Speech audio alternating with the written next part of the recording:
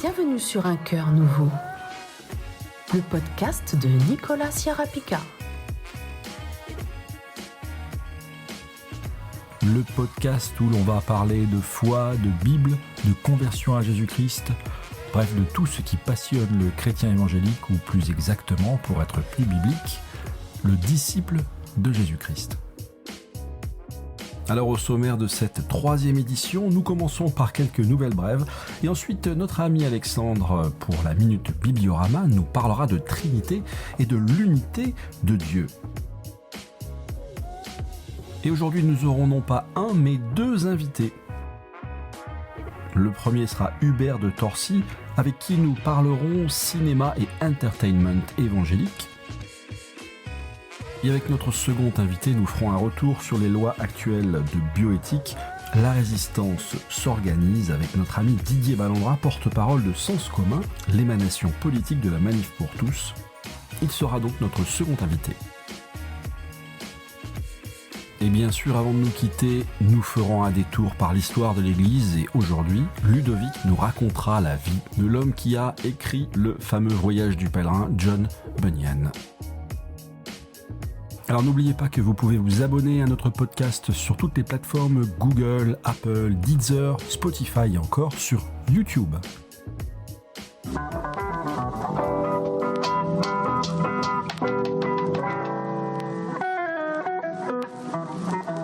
Quelques actualités brèves.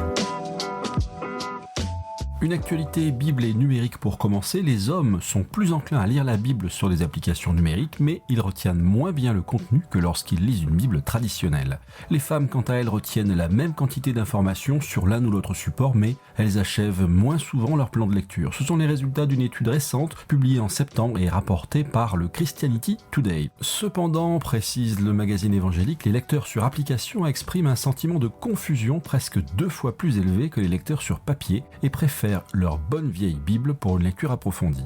Si vous souhaitez essayer la Bible sur smartphone ou sur tablette, il existe à mon sens 2 applications phares.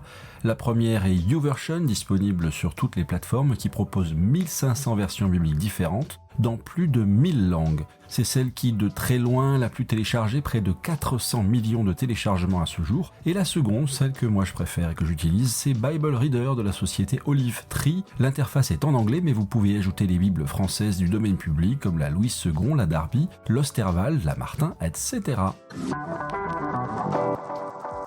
21 ans après sa première révision, l'Alliance biblique française a rafraîchi sa traduction de la Bible en français courant parue en 1982. La Nouvelle Français courant ou NFC a nécessité 3 ans de travail pour éviter le patois de Canaan et se rapprocher encore plus des lecteurs contemporains. Une 60aine de personnes aux profils variés venant de pays différents ont collaboré à ce travail de titan visant à rendre compréhensible le texte biblique pour des gens qui n'y ont jamais plongé les regards. Notons le retour de certains mots du vocabulaire sacré comme bénir, alliance ou alléluia. Cette traduction qui, comme plusieurs traductions, a fait froncer les sourcils d'Alexandre du site Bibliorama, a reçu l'imprimatur de l'Église catholique romaine et l'assentiment de l'ensemble des églises de francophonie, toutes dénominations confondues. Vous pouvez prendre connaissance de l'intégralité du texte en libre accès sur le site alliancebiblique.fr, onglet La Bible. Alors rappelons que l'Alliance biblique édite également la Nouvelle Bible Second, la fameuse NBS, la Secondite à la Colombe, la Bible Parole de Vie et la Bible Tob, la traduction œcuménique. Pour en savoir plus, rendez-vous sur bibliorama.com et bien sûr sur les sites officiels alliancebiblique.fr ou biblio.fr. Une autre infomédia, début novembre est sortie dans les salles de cinéma l'adaptation du célèbre ouvrage écrit au XVIIe siècle par John Bunyan, Le Voyage du pèlerin, doté d'un excellent doublage en français et 4 chansons interprétées par Victoria Sio qu'on a pu entendre dans The Voice ou Le Roi Soleil. Ce dessin animé plaira aux enfants et à ceux qui n'y verront que le côté aventure, mais pour ceux qui seront attentifs, le message de l'évangile sera bel et bien présent puisque le film est l'adaptation fidèle du roman de Bunyan.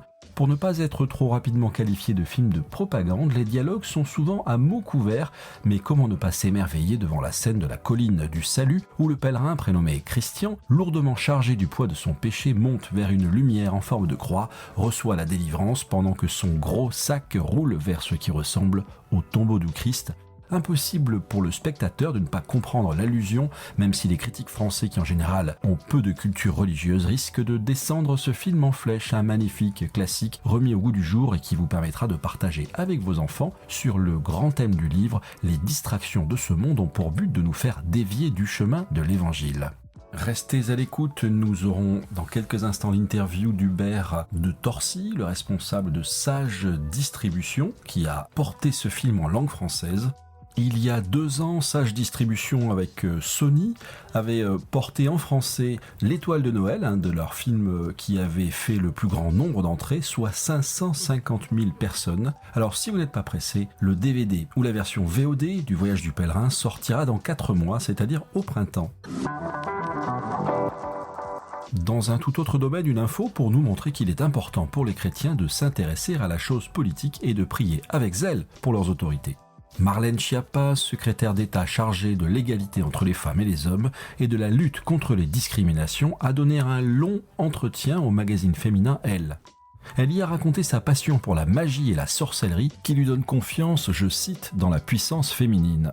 Avec 200 autres femmes, elle a été également signataire d'un appel pour réhabiliter les sorcières qui ont été selon elle victimes du machisme et de l'obscurantisme des hommes. Et elle affirme également recevoir des conseils de personnes qui lui tirent les cartes avant les décisions importantes. Elle porte un bracelet fétiche avec le chiffre 4 provenant de son village corse d'origine. Étonnant pour quelqu'un qui a l'esprit prétendument éclairé. En tout cas, prions pour cette ministre qui jusqu'à présent a fait énormément de mal à la cause des enfants et de la famille au sens biblique, et on comprend bien ce qui l'anime avec ces informations. Autre information politique et sociétale, nous allons faire dans un instant un retour sur la manifestation du dimanche 6 octobre, il y a un mois, autour de la PMA, et nous aurons un entretien avec Didier Ballandra, le porte-parole de Sens Commun, l'émanation politique de la fameuse Manif pour tous, à laquelle nombre d'évangéliques s'étaient associés, dont les associations familiales protestantes et le CPDH. Nous parlerons avec Didier de ce qui se cache derrière la PMA et qui commence à se faire jour. On veut manipuler le vivant et créer des chimères, c'est-à-dire faire pousser des organes de rechange sur des animaux pour les réimplanter à des humains. Mais revenons à la manifestation de dimanche 6 octobre, la mobilisation a été historique. Les médias, la préfecture ont sciemment menti et triché. Menti parce qu'on nous annonce dans la presse entre 40 et 70 000 personnes et pourtant, 30 minutes avant le départ du cortège, le stock de 50 000 drapeaux était entièrement vendu. Peu après le départ, la préfecture qui avait prévu 200 000 personnes ouvrait en urgence un itinéraire de délestage et dès 16h, les marcheurs étaient bloqués à l'arrêt sur les 4 km des 2 itinéraires, ce qui signifie que la foule qui voulait rejoindre la manif et celle qui voulait rejoindre le point de ralliement place du 18 juin a dû s'écouler par des dizaines de rues adjacentes. La volonté de minorer cette mobilisation historique montre que les propagandistes du progressisme ont peur de la vérité. Ils ont également triché à l'Assemblée nationale. Le jour de la mise au vote de la loi sur la PMA, Richard Ferrand, le président de l'Assemblée nationale, a sidéré plusieurs députés présents en se trompant sur les résultats du vote, puis en passant en force un vote en faveur de la loi alors que le résultat était au contraire opposé. Les images de la chaîne parlementaire, des témoignages de députés et un article dans Marianne attestent de ce déni de démocratie. En tous les cas, le combat contre ces monstruosités ne fait que commencer. 5 nouvelles journées d'action ont été prévues par le collectif de 21 associations, majoritairement catholiques mais aussi évangéliques. Il va falloir donc prier et aussi mettre des jambes à nos prières dès le 21 janvier 2020. À cet effet, 8 fiches pédagogiques nous permettront de répondre aux questions les plus courantes. Plus d'infos sur les sites Info Chrétienne, bien sûr, sur le site du CPDH et évidemment sur lamanifpourtous.fr.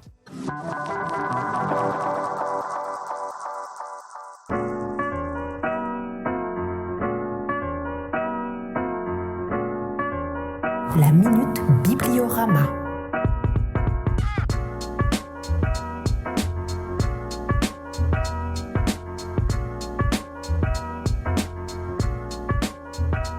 Mon cher Alexandre, aujourd'hui, tu veux nous parler de la Trinité. Moi et le Père, nous sommes un. Tout à fait, Nicolas. En fait, c'est un verset que l'on trouve dans l'évangile de Jean, chapitre 10, verset 30. Et la plupart des traductions, effectivement, le traduisent ainsi. Moi et le Père, nous sommes un. Bon, jusqu'à là, il n'y a pas de problème quand on comprend le sens, surtout quand on est trinitaire. Par contre, j'ai été surpris de 2 versions, principalement chez la de Sassy et chez une traduction de l'abbé Glaire qui est faite d'après la Vulgate. Et ce qui est assez surprenant, c'est que toutes les deux disent « moi et le Père, nous sommes une même chose ou une seule chose. Ça pose problème. Car les antitrinitaires vont forcément tirer parti de ce verset. De dire que le Père et Jésus sont une seule chose, ça leur convient, cette traduction. Il faut savoir déjà que Jésus ne parlait pas grec, Jésus parlait hébreu. Vous connaissez aussi l'araméen qui est un peu le patois de l'époque. Mais quand Jésus dit cette phrase en hébreu, ça donne Ani ve'avi echad, Ana et nous. Donc moi et le Père, nous sommes un. Et là où il faut s'arrêter, c'est effectivement sur ce mot un. Nous sommes un. Et il utilise le mot Erad. Alors ce mot Erad, on le retrouve pour ceux qui connaissent le Shema Israël, Adonai Eloheinu, Adonai Erad. Écoute, le Seigneur est un. Donc on n'a aucun problème pour dire que nous adorons qu'un seul Dieu, ça il n'y a aucun problème. Mais donc le mot qui nous intéresse, c'est le mot Erad, parce que c'est le même mot que Jésus reprend pour marquer l'unité avec son Père. Et en fait le mot Erad, il faut savoir qu'en hébreu, pour parler du mot un, il y a deux mots, il y a le mot Yarid et le mot Erad. Le mot Yarid, c'est à chaque fois qu'on a une unité absolue. Par exemple, si vous avez un stylo, vous avez un verre, c'est Yarid. Il est question d'ailleurs dans Zacharie chapitre 12 verset 10 d'un fils unique. Et le texte hébreu dit bien Ben Yarid. Il y a un seul fils, c'est un fils unique. Mais là où c'est intéressant, c'est justement le mot Erad. Et à chaque fois qu'on trouve le mot Erad dans l'écriture, il est toujours fait mention d'une unité plurielle. Ça c'est très important. Et vous le retrouverez par exemple dans le livre de la Genèse chapitre 2 où il est dit « C'est pourquoi l'homme quittera son père et sa mère et s'attachera à sa femme et les deux deviendront une seule chair. Une seule chair. Ils sont un, mais il y a bien deux unités. L'homme et la femme forment une unité. Donc ce qui est intéressant, c'est que ce mot Erad vient d'une racine arad qui signifie unifier, réunir. C'est ces unités qui forment cette unité. Donc c'est ça qui est intéressant et qu'on retrouve justement dans Jésus quand il parle de son unité avec le Père. Je crois que ce simple verset, remis dans le contexte et dans la langue dans lequel Jésus utilisait, est justement là pour dire que le Père et Jésus sont bien deux personnes distinctes. On a bien le Père et le Fils et on a aussi le Saint-Esprit. Et les trois ne sont pas un seul, les trois ne sont pas qu'une seule personne, il y a trois hypostases, mais on ne va pas rentrer dans ces considérations, ce sera un petit peu trop long. Mais pour dire qu'il y a bien trois, et je mets bien entre guillemets, trois personnes au sein de la Trinité, parce que bien souvent les gens quand on dit personne, ils voient effectivement trois personnes, donc on pourrait dire effectivement, donc vous adorez trois dieux. Non, nous adorons un seul Dieu et dans cette unité qui est plurielle, il y a le Père, le Fils et le Saint-Esprit. Et donc on comprend quand Jésus dit « Moi et le Père, nous sommes un ». Eh bien merci Alexandre pour cette minute Bibliorama qui nous a bien éclairé sur ce verset et à bientôt Alexandre. À bientôt. Et si vous voulez en savoir plus sur cet article, rendez-vous sur Bibliorama, la Bible, étude comparative de versets. Merci Alexandre.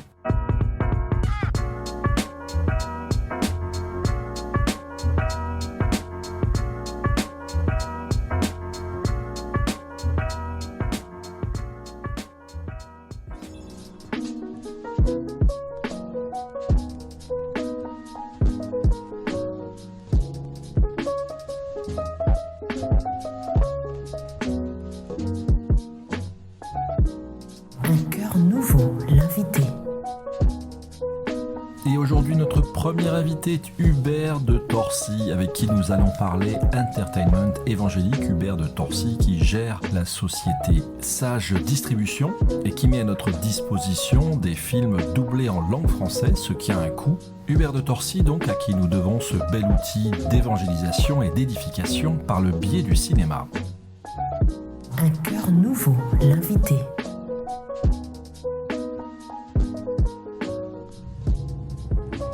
Nous devons partir. C'est ce qui est écrit dans ce livre et c'est également ce que je ressens au fond de moi. Tu nous demandes à moi et à nos enfants de venir avec toi par-delà les frontières ? Vous devez garder cette lumière en vue et vous diriger vers elle. Ne tournez ni vers la droite ni vers la gauche. Continuez sur le droit chemin. Hubert de Torcy, bonjour. Bonjour Nicolas. Alors c'est un plaisir de t'avoir.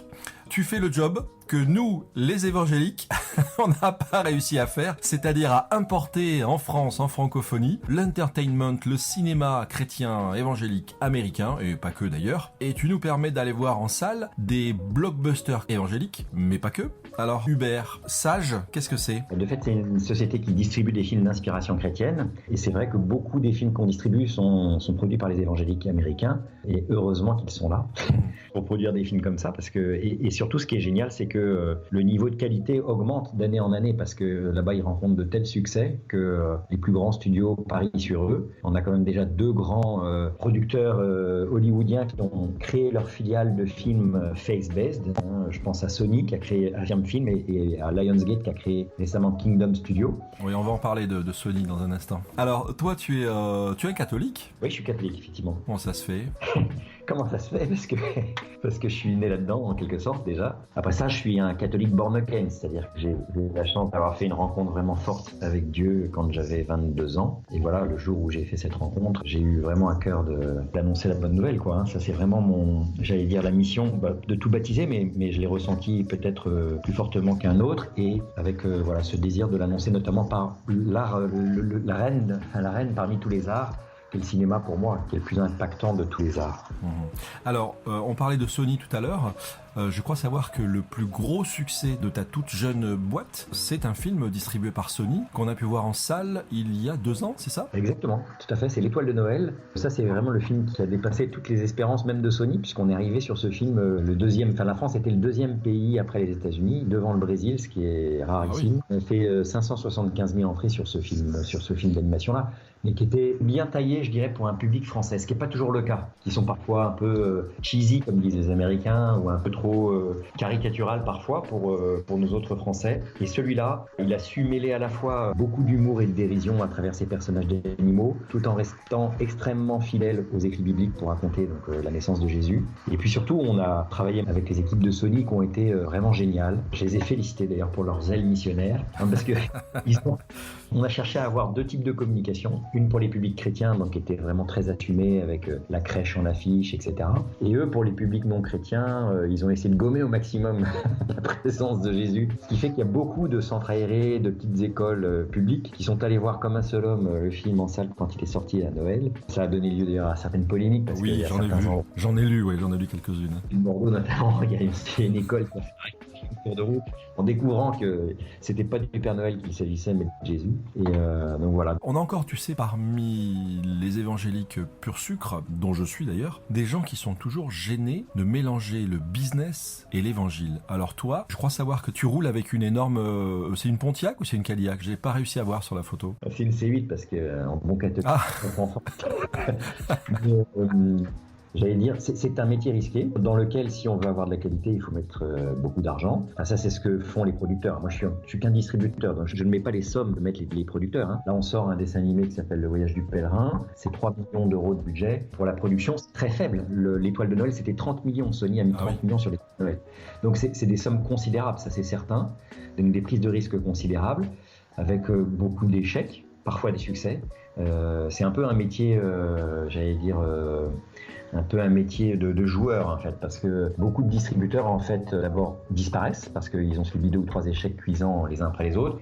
D'autres survivent de nombreuses années grâce à un super succès inattendu 7 ou 8 ans auparavant. Donc voilà, c'est assez risqué. Après ça, c'est sûr qu'il faut beaucoup d'argent pour réussir à faire des choses de qualité, et il faut pas avoir de complexe, j'allais dire, pour mettre cet argent si on veut que la bonne nouvelle passe et qu'elle passe le plus largement possible. Mais voilà, enfin, ça nous est arrivé pour l'instant une année de faire des bénéfices en 2018, notamment grâce à Jésus l'enquête et Dieu n'est pas mort. Cette année, je pense qu'on va être juste à l'équilibre, voire peut-être un peu négatif. Les autres années, on avait perdu pas mal d'argent. Enfin voilà, ce qu'il faut, c'est surtout survivre. Oui, c'est durer, quoi. Ton équipe compte combien de personnes ? Alors, on est 8 aujourd'hui à travailler pour Sage. 3 personnes à la programmation, 2 personnes au marketing, 1 personne plus de l'administration, la comptabilité, puis moi qui pilote l'ensemble, et puis généralement 1 ou 2 stagiaires qui viennent nous aider. Revenons sur le voyage du pèlerin. Donc tu parlais d'un budget de, j'ai bien entendu, 4 millions d'euros ? Oui, 3 millions d'euros pour la production. Ouais, oui, 3 millions d'euros pour la production.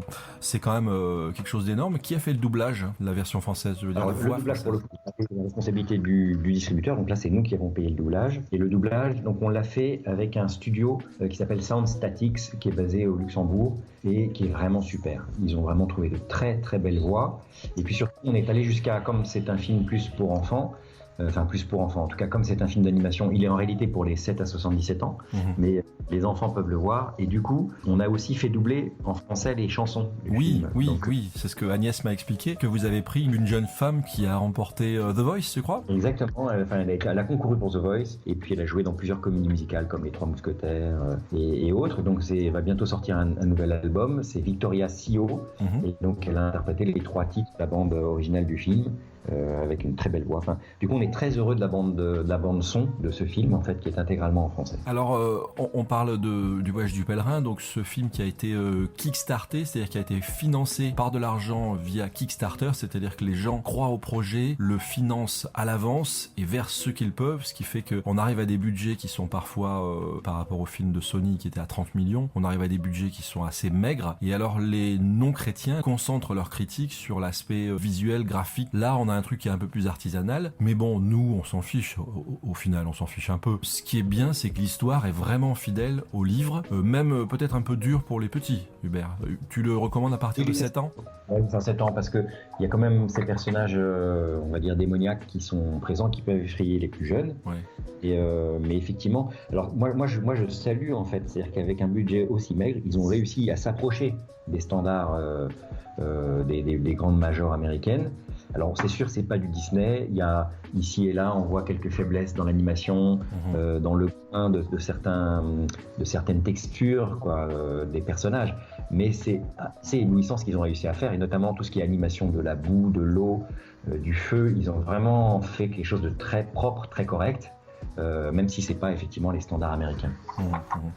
Alors, parlons de tes projets, j'ai cru voir que tu allais diffuser le prochain Terrence Malick, qui est la vie de ce catholique allemand qui a fait objection de conscience et qui a fini par perdre la tête. J'ai regardé la bande-annonce, malheureusement c'est tout ce que j'ai pu voir, ça a l'air absolument magnifique. Et c'est un film vraiment incroyable. Pour moi, c'est un chef-d'œuvre. Beaucoup des gens à qui on l'a montré, les critiques de cinéma, ont dit que c'était leur film, c'était leur nouveau film préféré, quoi.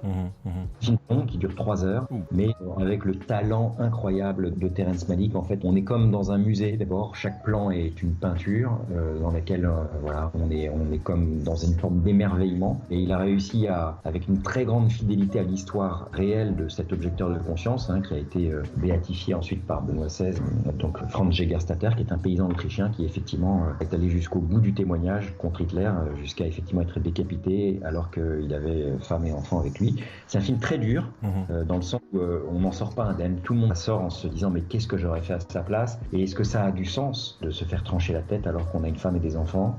Alors du coup on a rédigé un dossier pédagogique très intéressant avec les meilleurs experts, parce qu'il y a beaucoup de thématiques philosophiques. Même sa hiérarchie était contre lui d'ailleurs à un moment. L'église, en tout cas son curé, son évêque lui ont plutôt incité à la modération, mais il n'a pas pu aller contre sa conscience, et il faut toujours obéir à sa conscience. Absolument. Et donc voilà, il est allé jusqu'au bout du témoignage. Et donc c'est vrai, c'est un film qui est regardable par n'importe qui, par des athées comme des chrétiens de quelque conviction que ce soit. Il a reçu le prix du jury œcuménique à Cannes en mai dernier, qui était donc dirigé par le pasteur Kaufmann d'ailleurs, qui a fait un très beau texte sur ce film. Et donc le dossier pédagogique qu'on a fait, d'ailleurs l'introduction est faite par le pasteur Jean-Luc Gadreau, qui est aussi un grand fan de Terrence Malick et de ce film.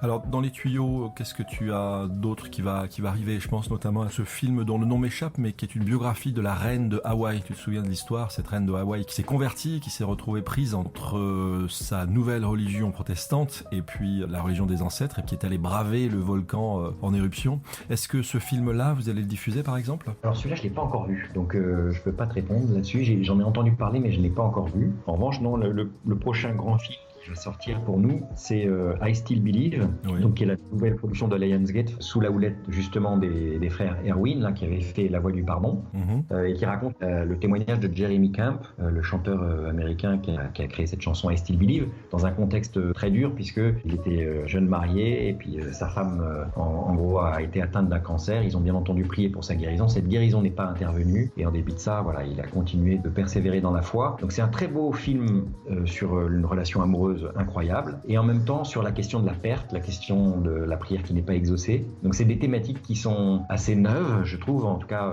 dans le cinéma évangélique américain. Donc on a hâte de le découvrir parce qu'on ne le connaît pas, on l'a acheté sans l'avoir vu, juste sur le choix des réalisateurs qu'on connaît bien et qu'on apprécie. Et donc le film sortira en mars prochain, tant à la fois aux États-Unis et en France. Donc pour la première fois, on sera dans le même timing que les Américains. Alors juste si j'ai envie de voir un film et qu'il n'est pas projeté chez moi, ou je suis pasteur, je suis responsable, j'ai une école chrétienne par exemple, qu'est-ce que je peux faire? Le plus simple, c'est de nous contacter via notre site internet sagedistribution.com, sachant que c'est sage avec un J, pas un G, soit en écrivant à communication@sageprod.com. Dire, ben voilà, moi le film passe pas près de chez moi, j'habite dans telle ville, il y a un cinéma pas loin, il est le cinéma le plus proche, c'est celui-là, et on aimerait bien organiser une séance spéciale. Et nous, on va contacter la salle de cinéma en disant, ben voilà, on a un groupe qui veut voir le film. Et c'est comme ça qu'on ouvre les salles, en fait. La plupart du temps, c'est vraiment le réseau local qui nous permet d'ouvrir les portes des salles, qui peuvent être réticentes pour plusieurs raisons, parfois pour des raisons idéologiques, mais c'est assez rare, ça arrive, mais c'est rare. La plupart du temps, c'est parce qu'il y a de l'encombrement. Et notamment en cette année, il y a toutes les grandes sorties de tous les blockbusters. Donc voilà, faut pas hésiter à se manifester si on veut voir le film, parce que voilà, dans 2 semaines, il y a la Reine des Neiges qui va arriver et qui va certainement mettre un petit coup d'arrêt au voyage du pèlerin. Donc tout le monde va se mobiliser dans les 2 premières semaines. C'est parce qu'on aura de bons chiffres, on pourra rester encore à l'affiche après, quoi. C'est vraiment ça la règle du jeu. Alors précisons que le cinéma empoche la moitié de la recette, donc c'est quand même pas mal, plus toutes les sucreries que les gens vont acheter, ce qui est aussi en général considérable. Donc je pense que c'est tout bénef pour eux. Ils ne prennent aucun risque, quoi. Et ils ne prennent aucun risque, ils prennent le risque de croire sur un film qui ne fait venir personne, et donc de se dire j'aurais dû prendre cet autre film qui cartonne. Si on les déçoit, j'allais dire en leur promettant que les gens viendront et que les gens viennent pas, ils ne font pas confiance le coup d'après, ou ils gardent pas le film, ils le dégagent au bout d'une semaine. Donc c'est pour ça que la mobilisation des chrétiens sur les premières semaines, elle est déterminante, parce que c'est elle qui permet au film de rester, et c'est parce que le film reste que d'autres vont le voir. Parce que en revanche, l'intérêt de la salle, c'est que la salle soit pleine, donc ils font de la pub eux-mêmes, et ils vont montrer la bande-annonce du Voyage du Pèlerin avant de projeter Abominable ou avant de projeter Angry Birds. Donc c'est les spectateurs de Angry Birds ou d'Abominable qui tout d'un coup vont se dire tiens, ça a l'air d'être bien ce film-là, je vais aller le voir, quoi. Et c'est comme ça que l'évangélisation peut se faire par le cinéma. Hubert, ça a été un plaisir d'échanger avec toi. Je te remercie, et puis à une prochaine fois sans doute. Merci beaucoup Nicolas, à bientôt. À bientôt.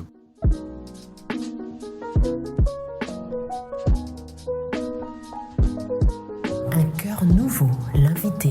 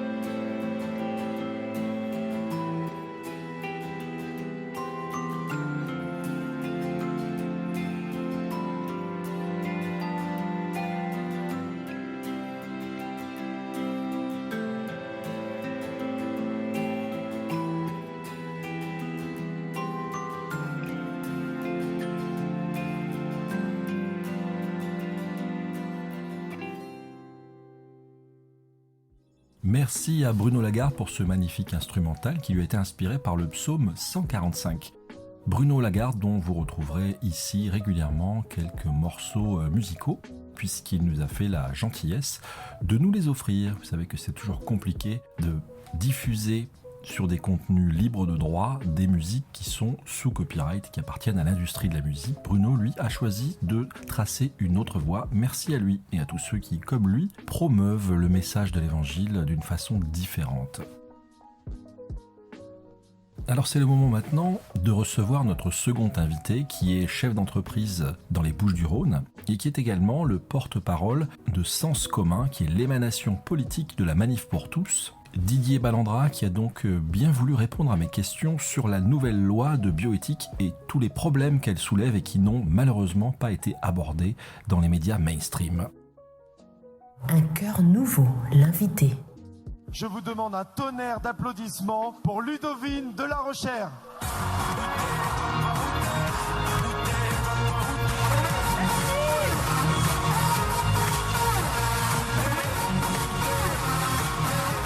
Mes chers amis, fidèles à votre promesse, vous êtes là, foule immense, merci.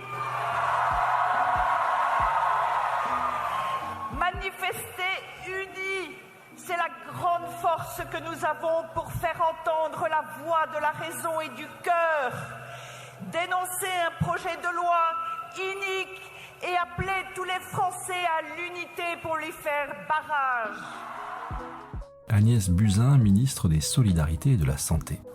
La façon dont on va écrire la filiation va bien acter qu'il y a un père. On ne nie pas le père, et le père biologique existe. En rien, un donneur de gamètes n'est un père. En rien. Vous avez parlé de père biologique, filiation biologique, père...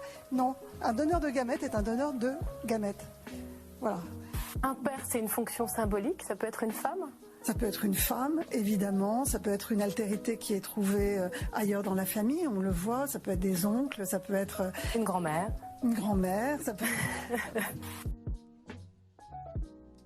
Bonjour mon cher Didier Ballandra, tu es toujours le porte-parole de Sens commun ? Oui. Qu'est-ce qui s'est passé hier à Paris, le 6 octobre ? Eh bien je dirais des centaines de milliers de Français se sont réunis devant le Sénat et ont suivi un parcours pour protester contre cette loi dite de la PMA pour toutes. C'était un mouvement populaire et pour toi prophétique. La France est encore chrétienne. Si 600 000 personnes se sont réunies, on peut dire que des millions de gens n'ont pas pu se joindre à eux, mais étaient avec eux de tout cœur, c'est ça ? Oui, alors effectivement, la Confédération d'associations qui a initié ce mouvement se veut non confessionnelle, mais c'est vrai qu'on ne peut pas ignorer que 95% des participants à ces manifestations sont chrétiens. Donc pour toi, il y a toujours de l'espoir en France. Les chrétiens sont là et on va dire que le pourrissement de la société est endigué par les chrétiens qui mettent des pieds à leur prière et qui vont battre le pavé. Donc c'était pas un coup d'épée dans l'eau pour toi. Alors je pense qu'il y a deux niveaux de lecture. Je vais être un peu plus politique ou subtil dans ma réponse volontairement, parce qu'en termes de résultats, on ne peut pas dire aujourd'hui que cette manifestation a changé quoi que ce soit. Il faut être lucide. Le projet de loi a été voté, il va maintenant passer au Sénat, et même si le Sénat venait à rejeter le texte, il serait revalidé par l'Assemblée nationale. Par contre, et c'est vrai qu'il y a un aspect symbolique qui est quand même très fort dans le fait de mobiliser 600 000 personnes, même si, tu le sais Nicolas, il y a une grande contestation sur les chiffres, sur la participation. Le cabinet qui a été en charge de compter, qui utilise des méthodes informatiques, donc ils ont des caméras qui regardent la rue, qui ont établi une espèce de ligne imaginaire et que les gens passent et donc les ordinateurs comptabilisent un par un les personnes, mais bon, il y a des discussions à ce sujet. Et il est apparu des liens entre la porte-parole du gouvernement et le responsable de ce cabinet soi-disant indépendant, c'est ça ? Oui, tout à fait.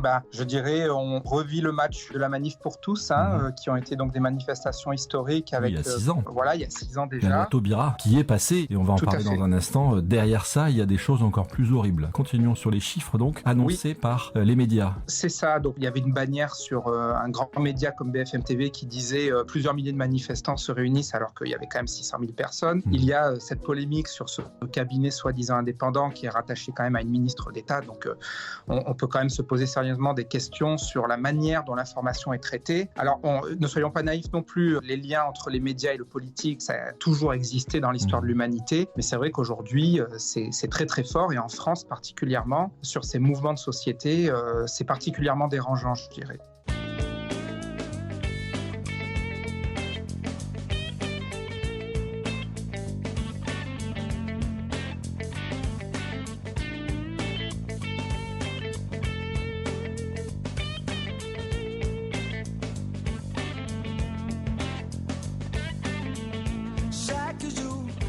chaque nuit, c'est le combat. Dans tous les sentiers de ta vie, c'est le combat. C'est le combat dans ton cœur, c'est le combat dans ta tête, c'est le combat dans ton esprit, c'est le combat de ta vie, c'est le combat.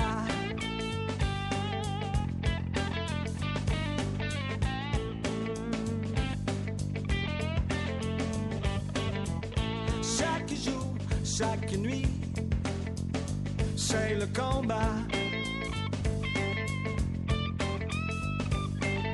Chacun pour soi, pas de pitié, c'est le combat.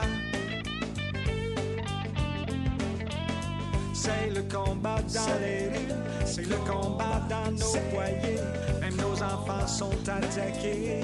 C'est peut-être le temps de se réveiller, c'est le combat.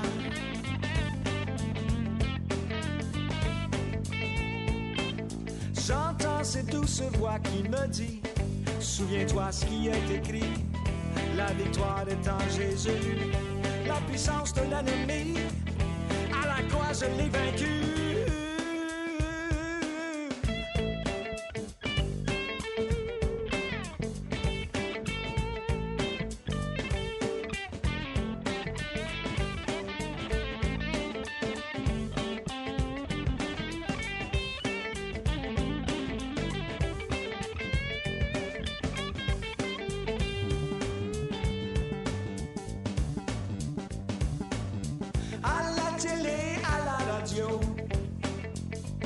C'est le combat.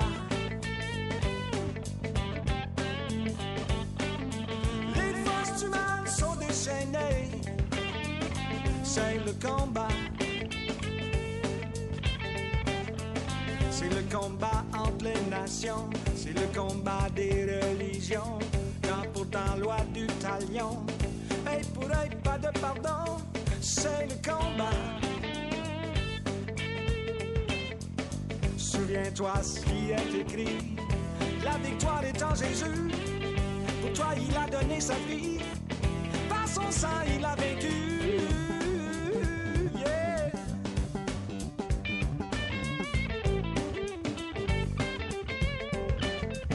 C'est pas ton combat, c'est son combat. Peter Shannon à l'instant nous rappelait que c'est le combat de Dieu et pas le nôtre et que c'est avec ses armes à lui qu'il nous faut combattre, mais il nous faut malgré tout combattre. Un cœur nouveau, l'invité. Alors, dans les années 20, un certain Ilya Ivanov a fabriqué un mélange, une chimère d'hommes et de singes. Au Japon, on a déjà commencé à faire des chimères, donc de mélanger des cellules souches humaines dans des porcs, donc dans des animaux, de façon à mettre en culture ces organes, des organes humains, de façon à pouvoir les réimplanter dans les êtres humains. Est-ce que tu peux nous parler de l'article 17 qui a été voté, c'est bien ça ? Oui. Et qui est le véritable objet de cette loi sur la PMA ? Que nos amis intégristes catholiques appellent le Meshom Shikutim. Tu connais l'expression, c'est dans Daniel, l'abomination de la désolation. Pour certains intégristes catholiques, cette abomination de la désolation, ce Meshom Shikutim, c'est le clonage humain ou les manipulations sur l'humain. C'est pour ça qu'on voit certains catholiques monter au créneau. Je pense qu'une des choses qu'il faut tout de suite dire, c'est qu'effectivement, on appelle cette loi une loi bioéthique. Et tout le monde en fait l'étendard de cette fameuse loi sur la PMA pour toutes, mais il faut savoir que c'est un package. Et donc dans ce package, il y a tout un tas de mesures qui sont prises. Effectivement, il y a l'ouverture de la PMA aux couples de femmes ou aux célibataires, ce qui veut dire qu'on élimine le père de la procréation. En tout cas, on en fait un donneur de gamètes et c'est tout. Je rappelle au passage que le rapporteur de la loi, le professeur Touraine, a dit qu'il n'y avait pas le droit de l'enfant à avoir un père. Oui, tout à fait. Ça nous a beaucoup choqués. Et la ministre Agnès Buzyn a dit qu'une mère et une grand-mère mère pouvait être un père aussi. Voilà, et que la maternité, elle a même dit que la maternité ne faisait pas en soi une mère. Voilà, on marche sur la tête. Mais dans ce package, il y a aussi donc ce que tu évoques là, c'est-à-dire l'autorisation. Donc c'est subtil, la manière dont les choses sont amenées. L'autorisation d'utiliser des cellules humaines sur des ovocytes animaux. Donc on étend la loi du clonage humain de 2013, la loi bioéthique du clonage humain de 2013, on l'étend de façon à trafiquer ces embryons humains, de façon à avoir... Alors non, regarde, c'est plus subtil que ça. Pour le moment, c'est les embryons animaux qu'on va trafiquer, c'est pas les embryons humains. Oui, mais on sait déjà mettre en culture des cellules souches humaines, te prélever des cellules souches à toi et ramener ces cellules souches à l'état embryonnaire, c'est-à-dire faire que ces cellules souches puissent se greffer sur toi et te redonner le pouvoir qu'ont les cellules souches qu'on prélève sur les cordons ombilicaux. Tout à fait. Donc on sait déjà faire ça. En fait, la science, j'allais te dire, c'est tout faire.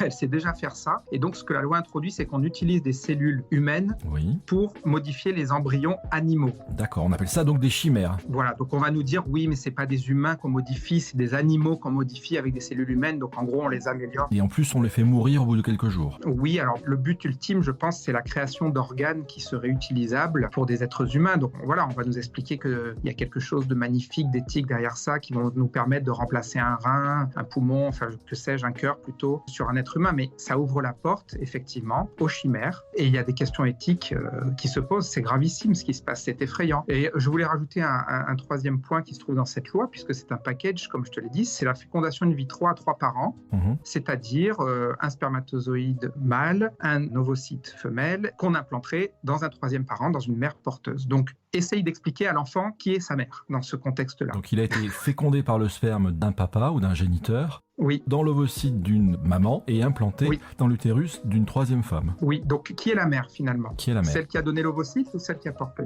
D'accord, mais ça c'est ce qu'on appelle du triolisme, du polyamour? Non, justement, j'allais te dire, là on n'est même plus dans les considérations érotiques ou on n'est plus dans l'amour, on est dans la production là. L'être humain est un objet de production. Bon, parle-nous, mon cher Didier, parle-nous du Meshom Shikutim. Est-ce que tu es comme les catholiques? Est-ce que tu crois que le clonage et ces manipulations génétiques sont le prélude à ces temps de la fin, à cette abomination de la désolation dont parle le prophète Daniel? En toute honnêteté, je ne sais pas. Quand on étudie les Écritures, pour ceux qui croient dans la Bible, certains voient vraiment des accomplissements, d'autres pensent que ce sont des allégories. Ce que je sais en tout cas, c'est qu'on modifie la nature même du vivant. Et que quand on s'en prend à la nature comme ça, il y a quelque chose que l'histoire de l'humanité a toujours montré, c'est que la nature finit toujours par reprendre ses droits. Et ça se fait généralement avec une violence incontrôlable et immense. Et c'est pour ça que croyants et non-croyants, mais croyants bien sûr, disent mais on ne peut pas modifier l'origine de l'humanité, on ne peut pas modifier la création, ce que Dieu a créé pour ceux qui y croient. Et pour ceux qui n'y croient pas même, il y a une conscience qui se réveille avec certaines personnes qui disent mais là on est en train de toucher à des choses dont on va perdre le contrôle. On peut imaginer largement qu'ils pourront fabriquer des armes génétiques et implanter dans un animal un cerveau humain, par exemple, pour faire un animal intelligent et en fabriquer des armes. On peut tout imaginer. La science-fiction abonde dans des cas de ce genre. J'allais te dire, tous les films de science-fiction qu'on a eu dans les années 70, les années 80, les années 90, des films qui peut-être nous ont fait rigoler, nous ont fait rêver, nous ont transportés. Quand ça devient une réalité, il y a toute notre humanité qui prend place. On perd le contrôle en réalité. Donc oui, quand tu ouvres la porte à des modifications génétiques de cette nature-là et que tu as beau assurer que c'est sous contrôle, la réalité c'est que ce n'est plus sous contrôle. Donc moi je ne sais pas, je ne peux pas dire que demain il va y avoir des animaux qui vont se mettre à parler ou qui vont... Je ne sais pas, je ne suis pas suffisamment compétent au niveau scientifique. Ce que je sais par contre, c'est qu'on touche à l'intouchable. Voilà, et que ça aura des conséquences. Nous en sommes certains. Mon cher Didier, alors on a vu hier, c'est ce que les médias nous ont présenté en tout cas, une résurrection, une tentative de résurrection de la Manif pour tous. Sens commun et la Manif pour tous, ce sont toujours deux entités différentes? Oui, c'est-à-dire que la Manif pour tous, c'est vraiment une association. Sens commun, c'est un mouvement politique, c'est un parti politique. Donc bien sûr, il y a des combats qui sont, je dirais, transverses et sur lesquels on est en 100% en phase, mais il y a d'autres associations qui ont rejoint ce collectif. D'ailleurs, hier, ce n'est pas la Manif pour tous qui a organisé la manifestation, c'est le collectif Marchons Enfants, dans lequel la Manif pour tous... je crois. Oui, c'est ça. Y compris les évangéliques comme le CPDH? Le CPDH est intervenu sur la tribune, effectivement. D'autres personnes de la société civile. J'ai apprécié aussi le fait qu'il n'y a pas... Enfin, on peut penser que c'est que des chrétiens qui se sont rassemblés, mais il y a une diversité de personnes compétentes qui qui se sont exprimées, chrétiennes ou non chrétiennes, ou des gens qui ont la foi mais dans d'autres religions. Je pense que c'est important et c'est vrai que Sens commun s'est totalement impliqué dans cette manifestation parce que c'est un combat des valeurs que nous défendons à 100%. Bon, une dernière question avant de te rendre à ta famille, mon cher Didier. Je sais que tu es très occupé. Pourquoi n'avons-nous pas vu et entendu les musulmans se lever comme un seul homme sur cette question alors qu'ils l'ont fait sur la question du mariage gay en 2012 ? Écoute, pour tout dire, moi personnellement, je n'étais pas à la manifestation hier en raison d'obligations familiales, mais je peux te dire qu'il y en avait dans le cortège. Après, tu sais que ce n'est que le début de ce mouvement puisque 6 dates ont été annoncées pour récidiver, donc donner de l'ampleur au mouvement. Et donc 6 dates d'ici l'été prochain ont été annoncées avec l'espoir que cette manifestation gagne de l'ampleur. Donc on va voir qui se mobilise réellement, mais déjà pour une première, c'était une formidable réussite. Donc on va venir avec des instruments de cuisine au déplacement de chacun des ministres de Monsieur Macron, faire comme on faisait à l'époque de Monsieur Hollande, les accueillir avec beaucoup de bruit pour leur signifier notre réprobation de leur politique mortifère, on peut l'appeler comme ça. Écoute, en tout cas, je pense qu'il faut faire passer le message qu'il faut se battre, et il faut se battre pacifiquement. Ça reste un mot d'ordre chez nous qui est important, c'est que nous nous battons pacifiquement, mais il faut faire entendre sa voix, il faut y croire quelque part, puisque c'est le destin de l'humanité qui se joue, pas seulement en France, mais en tout cas, nous avons notre rôle à jouer. Eh bien, je te remercie beaucoup, Didier, pour ces quelques minutes. À bientôt. Merci, Nicolas.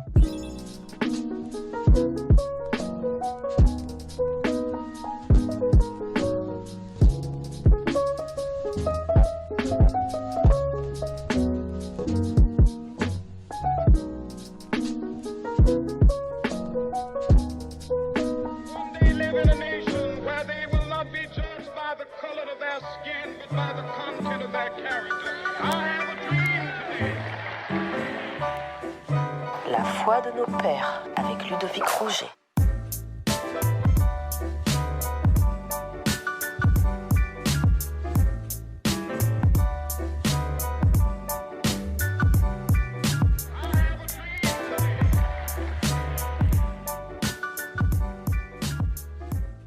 John Bunyan naît en 1628 dans une famille modeste à Harlowden. Son père, Thomas Bunyan, exerce la profession de chaudronnier ambulant. John abandonne rapidement l'école pour commencer à travailler auprès de son père. Il a une jeunesse dissolue et dès l'âge de 9 ans, fait d'horribles cauchemars sur l'enfer. À 16 ans, en novembre 1644, pendant la Première Guerre civile, il rejoint les têtes rondes, l'armée parlementaire. Il reste 2 ans dans l'armée jusqu'au 21 juillet 1647. Après sa démobilisation, il reprend la profession de son père puis se marie. Sa première fille est aveugle et il y voit une punition divine contre son impiété. Suite à cette épreuve, il s'intéresse au message évangélique des Quakers. Après bien des combats intérieurs, il rejoint la congrégation baptiste de l'église Saint-Jean de Batford en 1653. Peu de temps après, sa femme meurt, le laissant seul avec ses 4 enfants. Quelques années plus tard, il écrit Le Voyage du pèlerin, une œuvre allégorique basée sur sa propre expérience spirituelle. À la mort de John Gifford, un de ses pasteurs de sa congrégation, il commence à prêcher dans sa communauté. Lors de ses sermons, il s'attaque durement aux Renters et aux Quakers. Il leur reproche leur théologie insuffisante. Il dénonce le fait que les Quakers pensent que la lumière intérieure est plus importante que l'écriture. Sa lutte par sermon interposé avec le jeune Quaker Edward Burroughs fait asseoir la réputation de John Bunyan en tant que prédicateur. En 1657, il est désigné par sa congrégation comme prédicateur attitré. En 1660, John est arrêté. On lui reproche de prêcher en public et de tenir des réunions illégales. En janvier 1661, il est condamné à 3 mois de prison et au bannissement perpétuel du royaume s'il continue de prêcher. Ce jugement ne sera jamais appliqué et il reste 12 ans en prison. En 1666, il est libéré, mais au bout de quelques semaines, il retourne en prison car il ne peut s'empêcher de prêcher. Durant les 6 premières années de détention, il écrit plusieurs œuvres. En 1672, il est enfin libéré et reçoit l'autorisation de prêcher pour devenir le pasteur de l'église de Bedford. Sa réputation de prédicateur ne cesse d'augmenter, mais il est à nouveau emprisonné de décembre 1676 à juin 1677. C'est après sa sortie de prison qu'il publie Le Voyage du pèlerin qui connaît un très grand succès. Il meurt en 1688 d'une pneumonie. Son œuvre majeure reste Le Voyage du pèlerin.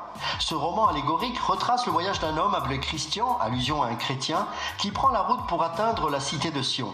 C'est le voyage de Christian dans une première partie, puis celui de sa femme Christiana et leurs enfants dans une deuxième partie, qui nous est raconté sous une forme allégorique.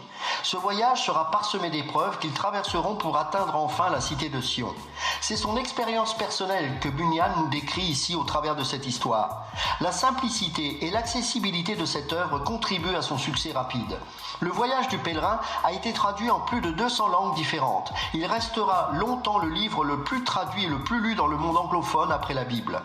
Au-delà de son œuvre, l'homme restera dans l'histoire de l'Église comme le résistant de la grâce et l'homme de tous les combats. Tout d'abord, celui du combat intérieur, une lutte sans merci entre le doute, la culpabilité, la condamnation et la grâce. C'est cette dernière qui remportera les victoires et lui fit goûter ainsi la paix et l'assurance du salut. Ensuite, celui du combat de la foi face aux épreuves de la vie et aux persécutions. Il tint ferme et remporta là encore la victoire grâce au Seigneur. Il put ainsi rejoindre, tout comme le héros de son livre, la cité de Sion.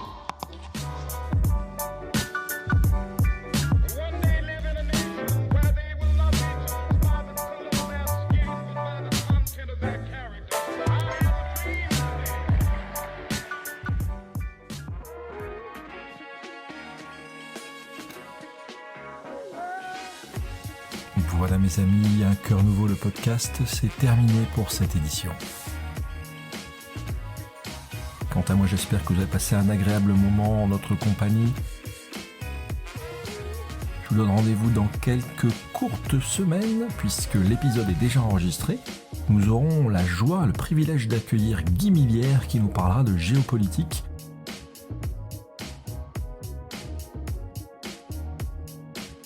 N'oubliez pas de vous abonner sur les principaux agrégateurs de podcasts pour être sûr de ne rater aucun épisode. À bientôt!